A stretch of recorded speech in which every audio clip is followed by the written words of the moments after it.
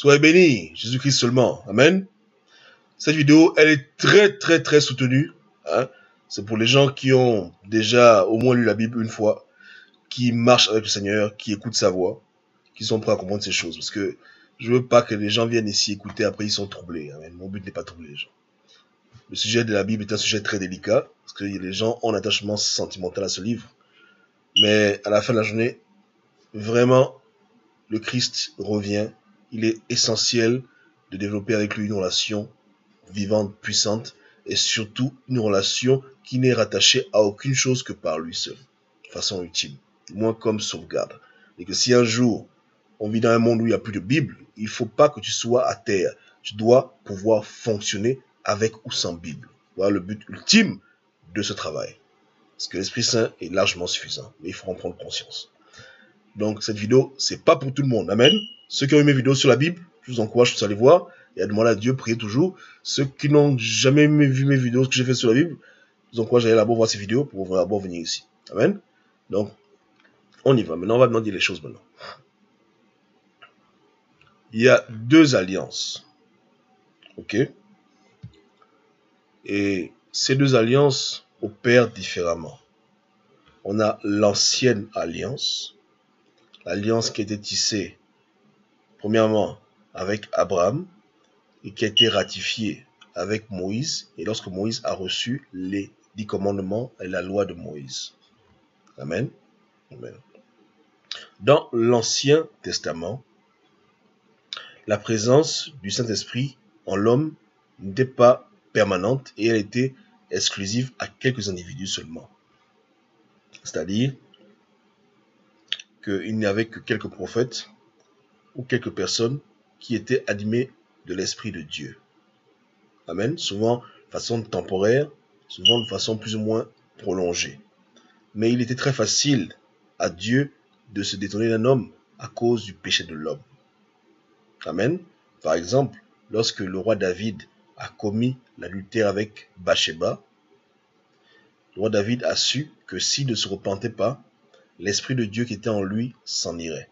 Voilà pourquoi il a dit dans le psaume 51, « Ne me retire pas ton Saint-Esprit. » Amen, parce qu'il savait que Dieu devait le quitter. De même que la Shekinah, la gloire de Dieu, était dans le temple, mais lorsque les hommes s'adonnaient à des pratiques occultes, à des rites idoles, à Baal, la gloire de Dieu quittait le temple et s'en allait. Parce que Dieu n'aime pas le péché. Amen. Maintenant, pour ne pas justement que Dieu quitte l'homme, ou que Dieu quitte la communauté, ou que Dieu quitte le temple, Dieu avait remis aux hommes le manuel, c'est-à-dire les règles de conduite que les hommes devaient suivre pour pouvoir se maintenir dans la présence de Dieu, et ainsi être agréables à Dieu. D'où les 10 commandements, qui étaient les grandes lignes sur lesquelles les hommes devaient marcher pour pouvoir rester dans la communion sainte avec le Dieu vivant. Amen. Donc voilà comment les choses se passaient à l'époque. Maintenant, Jésus-Christ a marqué une ère nouvelle. Parce que l'ancienne alliance, c'était l'alliance du livre, du moins des règles écrites. C'était l'alliance des règles prescrites, des codes, des lois et des régulations. Maintenant, ces choses étaient principalement sauvegardées sur des formats écrits. Il y avait aussi des traditions orales, mais principalement c'était à l'écrit, vraiment comme le code pénal. Donc, l'ancienne alliance, c'est la loi, c'est comme le code pénal, c'était écrit. Amen, il y avait des articles, etc., et les gens vivaient selon ces règles-là. Malheureusement, comme vous le savez, le fait qu'il y ait une loi écrite n'empêche pas des personnes de souvent enfreindre la loi. Amen. Consciemment ou inconsciemment. Si tu prends une voiture, que tu roules à 100 à l'heure, bien que ce soit écrit 80, s'il n'y a pas de policier, tu continues. Mais dès que tu vois la police, automatiquement tu commences à ralentir parce que tu vois les conséquences de ton action. Donc dans la loi de Moïse, il y avait aussi des punitions pour certaines actions, afin que les hommes aient la crainte et ne s'amusent pas à faire n'importe quoi. Amen. Mais en dépit même des sanctions qu'il y avait, beaucoup prenaient toujours le risque de s'amuser à nager dans le péché. Tel un conducteur qui roule très vite, sachant qu'il peut y avoir des policiers, mais il prend quand même le risque de le faire. Parce que le péché souvent est très sucré. Amen. Donc voilà comment les gens n'arrivaient pas tous à suivre les préceptes de Dieu. Pourquoi? Parce que le problème venait non pas de la loi, Mais le problème venait de eux-mêmes. Ils avaient en eux une envie incessante de faire ce qui était à l'inverse de ce que Dieu voulait. Amen. On appelle ça la maladie du péché. Ils étaient toujours poussés à aller à l'encontre des choses que Dieu avait prescrites. Dieu dit de ne pas commettre l'adultère, ils commettaient l'adultère. Dieu dit de ne pas faire du mal au prochain, ils faisaient du mal au prochain. Dieu dit de l'adorer lui seul, ils adoraient les idoles. Donc, comme ça, un esprit vraiment très rebelle. Amen. Mais Dieu, aimant l'humanité, savait que la rébellion de l'homme est un problème qui est inné et qu'il a hérité depuis le temps d'Adam et Ève. Et que le fait de lui donner des règles et des lois peut l'aider à être canalisé. Mais tôt ou tard, le naturel reprend le galop et il commence à faire n'importe quoi. Amen. Voilà pourquoi Dieu a scellé une nouvelle alliance avec l'homme. Il a amené une nouvelle solution pour pouvoir régler le problème de l'homme définitivement. Il a amené Yeshua. Yeshua s'est fait chair. Dieu s'est fait chair.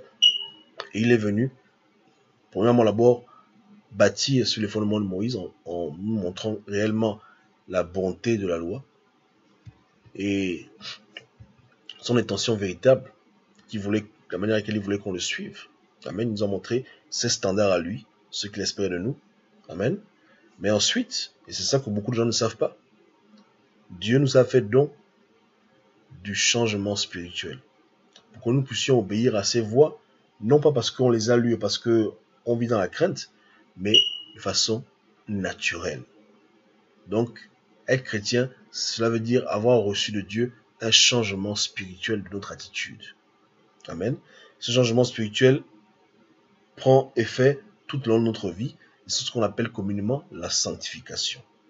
Maintenant, la sanctification ne fonctionne pas comme les gens pensent. Ce n'est pas comme dans l'ancienne alliance où c'est parce que tu lis que tu te maintiens dans les voies de Dieu. Pas du tout. La sanctification, c'est simplement Jésus-Christ qui te change. Il te fait grâce de changer. Il est le potier, tu es l'argile, et il, lui, te modifie. C'est-à-dire que tu peux lire les Écritures du 1er au 31. Si Jésus ne te touche pas spirituellement, tu ne changeras pas de façon permanente. Beaucoup de chrétiens, lorsqu'ils prennent leur Nouveau Testament et qu'ils lisent les Écritures, ils ont peut-être un problème de cigarette, un problème de mauvais caractère, ils lisent. Pendant 2-3 jours, ça va. Ils ont lu qu'il ne faut pas peut-être avoir des colères excessives. Donc ils lisent, et pendant 2-3 jours, cette idée leur reste en tête. Ils essayent, mais ensuite l'idée s'en va. Pourquoi? Parce qu'ils opèrent toujours dans le mode de l'ancienne alliance. Ils n'opèrent pas dans le mode de la nouvelle alliance. Dans la nouvelle alliance, ce ne sont pas tes efforts qui te changent. Le changement est une grâce de Dieu que tu dois demander sans cesse. Tu viens devant Dieu, Seigneur, j'ai un problème de cigarette, un problème de mauvaise pensée, un problème de vol, je t'en supplie, change-moi. Et quand Dieu te change spirituellement, ce changement-là est permanent. Toute ta vie, tu n'auras plus jamais envie de voler, envie de fumer, etc., etc. Voilà comment la nouvelle alliance opère. Mais malheureusement, beaucoup de chrétiens opèrent toujours dans le mode de l'ancienne alliance. Pourquoi? Parce que dans la nouvelle alliance, ils se retrouvent avec la Bible, avec le Nouveau Testament. Et donc, ils pensent que la Bible qu'ils ont maintenant, les préceptes dans le Nouveau Testament, fonctionnent de la même manière que dans l'ancienne alliance. Que c'est le même mode que Dieu espère. Prenez les Écritures vous-même. Prenez même le Nouveau Testament et cherchez vous-même le passage où Jésus-Christ dit aux gens de lire un livre pour changer. C'est écrit nulle part. Jésus avait dit à Josué, lis le livre et médite dessus, afin de pouvoir être successful, avoir la victoire sur tes ennemis. Parce que Dieu savait que, étant homme, l'homme a besoin de relire, pour que ce que Dieu veut reste toujours dans son esprit en permanence. Parce que les gens tendent à oublier ça, et ça part, ça s'évapore. C'est naturel. Amen. Et le fait de tout le temps lire, tu restes dans ce genre de choses. Donc, tu restes dedans. Amen. Or, avec Dieu, du moins avec Jésus-Christ, l'alliance en Christ, même si tu ne lis pas, ou même si tu as oublié, hein, le caractère de Christ reste en toi. Amen. Par exemple, un jour tu as lu que voilà, faut pas voler. Ok, tu volais, tu arrêtes de voler. Pas de toi-même, mais tu dis Seigneur, si tu sais comment ça fonctionne, tu dis Seigneur, je t'en supplie, aide-moi à ne plus voler. Le temps passe et tu as même oublié le passage que tu avais lu, mais tu te rends compte que l'envie de voler n'est plus en toi. Tu n'as pas besoin d'aller toujours lire le même passage peut-être 500 fois pour que s'il y ait le changement. tu pries, et jusqu'à ce que Dieu te touche depuis les cieux, il te modifie, il enlève de toi cet art du vol, il modifie ton ADN, il modifie ton être, il te change, et c'est fini, tu voles plus. Même si tu lis plus le passage, même si tu connais pas le passage, le but ultime, c'est que tu as changé, tu t'es rapproché de Dieu. Voilà comment ça fonctionne dans la Nouvelle Alliance. Mais peu de gens le savent. Beaucoup de chrétiens opèrent de la manière de l'Ancienne Alliance dans la Nouvelle Alliance. Amen. Parce que le diable les a piégés. Amen. Le diable les a piégés en voulant les rendre bibliques. En voulant leur faire croire. C'est parce qu'ils lisent, qu'ils s'améliorent. Voilà pourquoi beaucoup de chrétiens se plaignent. Ils se plaignent qu'en dépit de leur lecture, depuis des années, ils sont toujours hypocrites, menteurs, voleurs, assassins, criminels, calomnieurs, parce qu'ils ne changent pas. Aujourd'hui, ils lisent les Écritures un peu, c'est bon. Dès qu'ils arrêtent de lire la Bible, ils retombent. Il y a un problème. Or, le changement de Jésus, il est permanent. Et il s'obtient spirituellement. Il y a des gens qui ne liront jamais toute leur vie les épîtres, mais qui se comporteront comme Dieu veut qu'un chrétien se comporte, parce qu'ils auront reçu de Dieu ce changement spirituel pour pouvoir marcher dans les voies de Dieu. Ils n'ont jamais lu un épître, ils n'ont jamais lu un évangile, ils aiment Jésus-Christ, ils ont dit Seigneur, j'ai un sale caractère, j'ai une sale personne, et pitié de moi, Dieu les a changés, et maintenant ils sont vraiment des lumières ambulantes.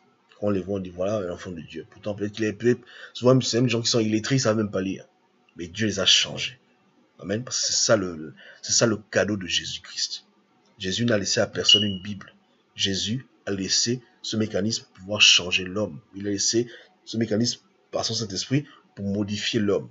Pour que le changement ne vienne pas de ses efforts dans le sens que, parce qu'il y change, mais le changement soit spirituel.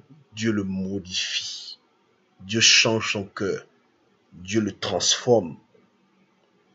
Dieu altère qui il est pour le bien.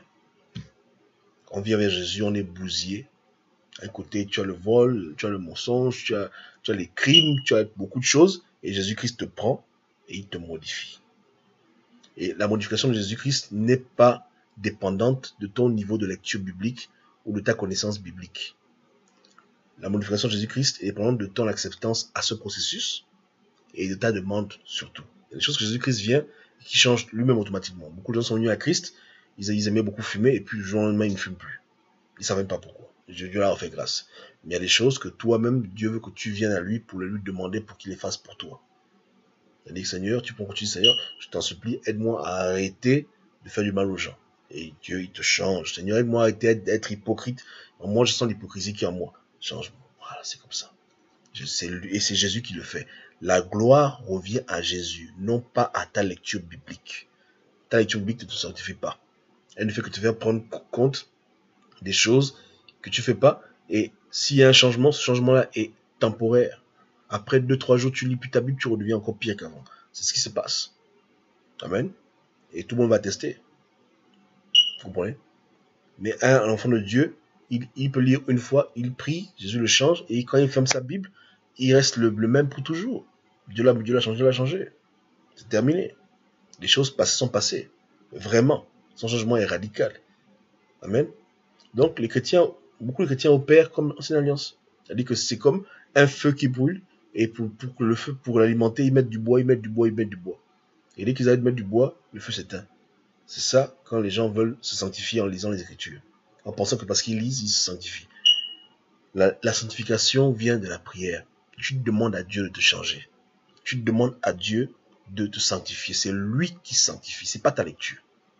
Tu vois ce que je veux dire, hein? C'est lui qui a ce pouvoir, il est venu pour ça. Si la sanctification venait de la lecture, Dieu te renvoyait des centaines de Bibles du ciel, il t'envoyait tout le temps des lettres. Tiens, lis. Mais le changement est spirituel. Et malheureusement, je sais que beaucoup de gens vont peut-être prendre ça mal, mais c'est pas pour abaisser d'autres bien-aimés Paul, mais l'apôtre Paul ne le savait pas. Beaucoup de gens ne le savaient pas. Ou ils le savaient, mais cela n'était pas vraiment pour eux manifeste dans leur façon de s'exprimer. Parce que honnêtement, tu arrives dans une église où des gens font n'importe quoi, comprends bien que c'est pas parce que ils font exprès. Ils n'ont pas été changés par Dieu. Donc, au lieu de leur donner des lettres pour dire que voilà, fais ça, fais ci, fais ça, dis-leur seulement que prions et demandons à Dieu de vous modifier. Demandons à Dieu de vous sanctifier. Parce que c'est lui qui change. aucun homme ne se change lui-même. Donc à quoi bon toutes ces lettres? Amen. Si à la fin, le changement vient de Jésus. Vous comprenez? Comme ça. On vit dans un monde de paranoïa. Et c'est clair que les chrétiens en ont marre d'être déçus. Dès qu'ils vont là-bas, on les ment, ils vont là-bas, on les égare, etc., etc. Et les gens sont très réticents à ce genre de langage parce qu'ils se disent que c'est encore le diable, que c'est Dieu. D'autres même pensent que le but c'est d'amener les enfants de Dieu loin de la Bible. Non. Amen. Et moi, après, je dis que si quelqu'un veut discuter, Gobam 2, Skype, Gobam 7, Gmail, on discute, on partage. Amen. Il n'y a pas de problème. Quiconque veut venir, on parle. Dans la paix, le respect, l'amour, on partage. Amen. Parce que ce que je partage maintenant, je ne dirais pas que c'est parfait 100%, mais j'ai la conviction que c'est comme ça que ça marche. Parce que c'est des choses que moi-même j'ai expérimenté et que j'ai vu, et j'ai vu que c'est ça le truc. Amen. C'est ça le truc. Voilà pourquoi on disait dans une vidéo antérieure, ça fait très longtemps, que le Nouveau Testament ne commence pas quand Jésus-Christ naît, il commence bel et bien à sa résurrection. De sa naissance jusqu'à sa mort, c'est bel et bien l'Ancien Testament.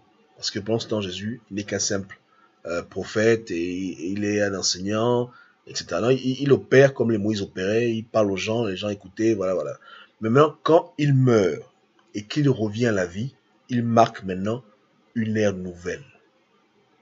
Où c'est maintenant lui qui va changer l'homme pour que l'homme fasse ce qui est juste.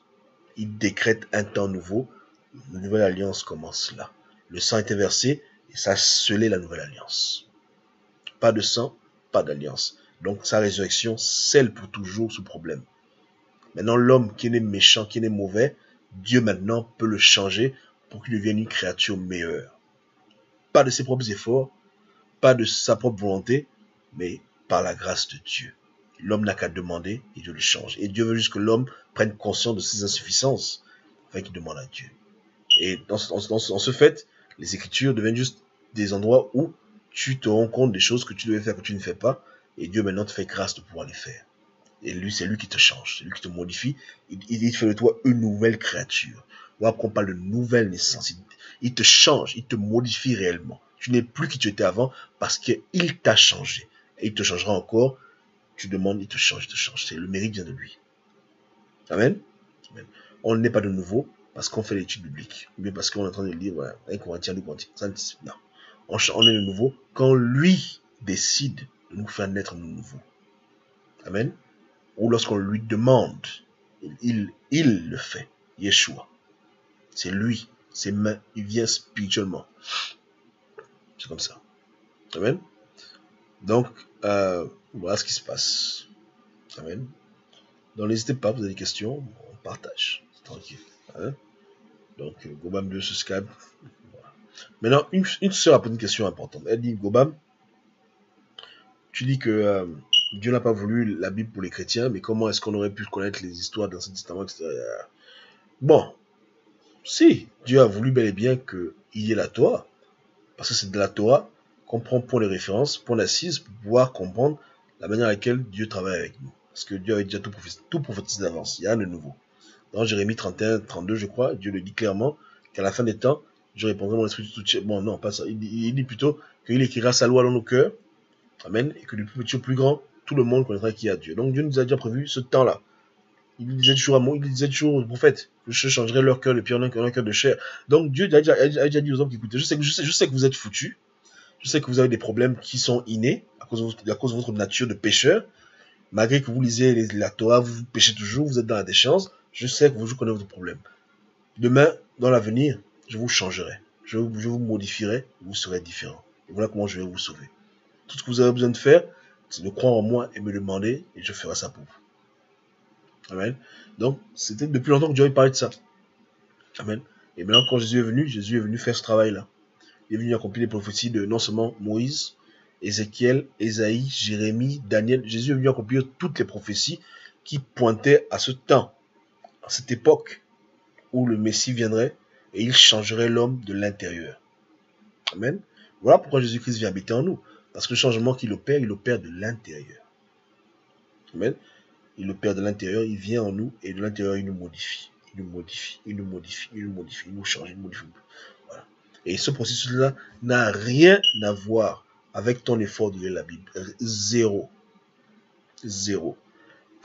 Les efforts de lecture qui changeaient quelqu'un, c'était à l'époque. Et c'était temporaire. Tu lis, tu es bien. Tu lis pas, tu es pas bien. Regardez vous-même.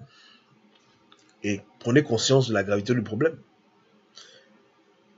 Dans les Écritures, parce que quand j'ai écrit au Ancien Testament, il y a deux personnages qui ont beaucoup écrit, mais qui ont mal fini.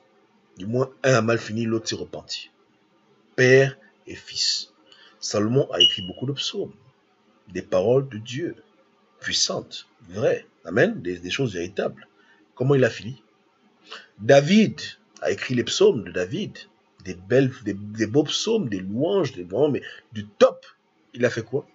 Il a couché avec une femme, il a tué son rival, le mari de la femme, bref, vous connaissez la suite. Amen. Comment ça s'est passé? Justement, ça s'est passé parce que à cette époque-là, dès que tu fais un temps où tu es déconnecté de la lecture de la Torah, tu es déconnecté de Dieu par la prière, etc., automatiquement, boum, tu régresses, et quand tu régresses, tu deviens susceptible au péché encore. Et donc, voilà exactement ce qui s'est passé avec Salomon.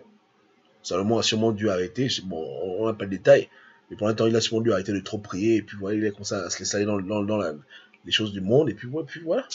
David aussi, le jour là, il devait être en guerre, mais il est resté à la maison, il ne faisait rien, il était dans la loisiveté. Dans la loisiveté, le péché est venu s'installer. Amen. Mais dans la nouvelle alliance, c'est complètement différent. On peut te mettre en prison, et en prison, tu n'as pas de Bible, mais pendant toute ta vie en prison, tu n'auras pas envie de commettre l'adultère, bien de commettre la fornication. Tu vois ce que je veux dire? Tu n'as pas envie de tuer quelqu'un. Le changement que tu as en toi, un changement permanent, parce que Dieu habite en toi. Et il t'a réellement changé. Amen. C'est tout. Ce qui est acquis est acquis. Et il n'y a pas de retour en arrière. C'est quand tu marches vraiment dans la nouvelle alliance. Mais quand tu opères comme quelqu'un de l'ancienne alliance dans la nouvelle alliance, c'est là où tu te fais mal. Amen. Tu étudies la Bible, tu étudies, tu es bien. Tu as d'étudier, boum, tu retombes. Tu étudies, ça va. Tu as d'étudier, boum, tu retombes. Tu luttes avec tes mauvaises pensées, tu es toujours en conflit avec toi-même, tu es là, machin. Mais tu luttes pour rien. Tu n'es pas dans le mode Jésus, là. Tu es dans le mode toi-même. Amen.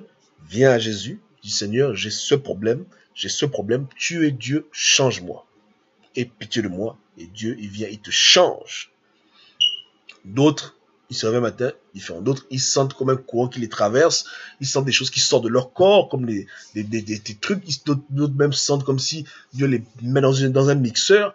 Bref, il y a souvent des manifestations de ce changement. Souvent, il n'y en a pas, mais c'est vraiment lui qui te change. Lui-même. Pas les passages que tu jongles, lui-même, il te change. Après, je dis que les apôtres, les pauvres, ça, ils ne savaient pas. Que la solution des gens qui se comportent mal, ce n'est pas de les bombarder de conseils. C'est leur dire, allez à Jésus et demandez que Jésus-Christ vous change. C'est tout. Et je pense que ça, l'apôtre Pierre, il a déjà un peu compris. Parce que Pierre disait déjà aux gens que l'onction enseigne. Que personne n'a besoin de vous enseigner. L'onction vous enseigne vous-même. Je ne sais pas si je pense que c'est Pierre qui a dit ça. Mais bon, bref, je paraphrase pour vous dire que c'est comme ça. Amen. Donc, Jésus-Christ seulement. Désolé, on va faire un temps sans faire de vidéo, mais cette vidéo, je l'ai fait juste pour ce compte. Je la mettrai peut-être sur l'autre compte prochainement. Voilà. Mais c'est pour vous, parce que on est ensemble. Jésus-Christ seulement, c'est seulement Jésus. Et je veux que vous compreniez ce mécanisme de changement dans la nouvelle alliance. Voilà comment ça fonctionne. Et si aujourd'hui le monde est rempli de chrétiens qui n'arrivent pas à devenir meilleurs, parce que justement, à la base, Dieu n'a jamais prévu qu'eux-mêmes ils essaient de devenir meilleurs. Dieu a prévu qu'ils demandent que Dieu leur fasse grâce, et Dieu lui-même leur fera grâce. Dieu va venir, Jésus-Christ va venir dans ta chambre, il va te toucher, il va te changer. Comme il changeait les gens à l'époque, comme il modifie, chasser les démons. Il va faire un miracle sur toi. Il va te changer spirituellement. Et le mal que tu faisais, tu ne le feras plus. Et la gloire reviendra à Dieu. Pas à ta lecture de 1, 2, 3, 4, 5, 6 Corinthiens. Amen. Amen. Donc, lisez les Écritures, prenez conscience de vos insuffisances et soumettez-les à Dieu en prière et Dieu vous changera. Voilà la nouvelle alliance. Voilà comment Dieu opère dans cette ère nouvelle.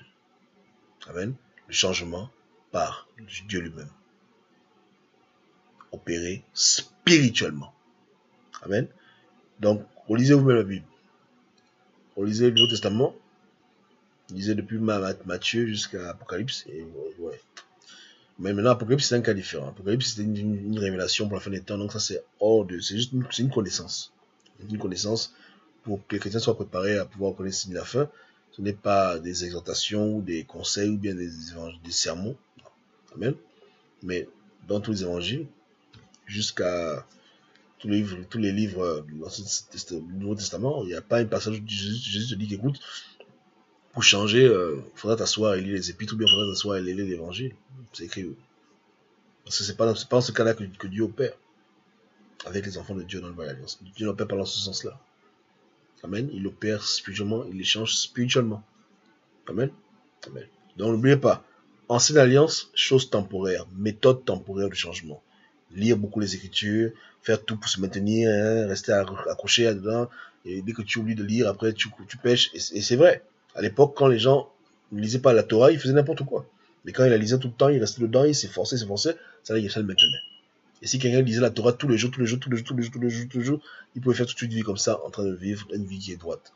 Et Josué est le meilleur exemple. Amen. D'un homme qui a vraiment vécu une vie correcte, il n'a jamais failli, parce qu'il était tout en train de lire. Mais dans le monde où on vit, tu peux pas toujours lire. Ouais, dans le moment où tu pourras faire une semaine, tu es à l'hôpital, tu es malade, ou bien tu es en prison. Tu vas faire pour lire. Voilà pourquoi c'est le changement. Le changement que tu te donnes, c'est un changement qui est permanent et qui passe par un autre mode de fonctionnement. Amen. Un mode de fonctionnement qui est différent du mode de l'Ancien Testament où les choses étaient temporaires.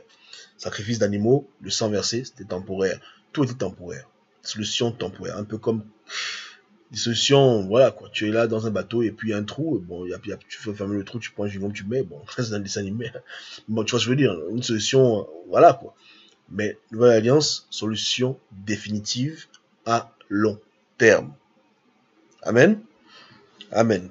Que Dieu vous bénisse abondamment. Et n'hésitez pas, partageons. Hein. Il n'y a aucune crainte en ensemble. Amen. Amen. Que Dieu vous garde. Bye bye.